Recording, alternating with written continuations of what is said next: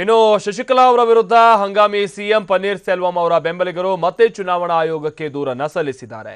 ಶಶಿಕಲಾ ಅವರನ್ನ ಎಐಎಡಿಎಂಕೆಯ ಪ್ರಧಾನ ಕಾರ್ಯದರ್ಶಿ ಹುದ್ದೆಗೆ ಪರಿಗಣಿಸಬಾರದು ಅಂತ ಅರ್ಜಿಯನ್ನ ಸಲ್ಲಿಸಲಾಗಿದೆ.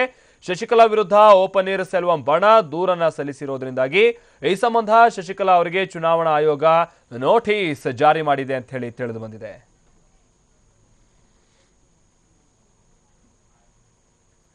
ಶಶಿಕಲಾ ಅವರನ್ನ ಎಐಎಡಿಎಂಕೆಯ ಪ್ರಧಾನ ಕಾರ್ಯದರ್ಶಿಯನ್ನಾಗಿ ಆಯ್ಕೆ ಮಾಡುವಂತ ಸಂದರ್ಭದಲ್ಲಿ ಅನುಸರಿಸಿರುವಂತ ನಿಯಮಾವಳಿಗಳು ಸರಿ ಇಲ್ಲ.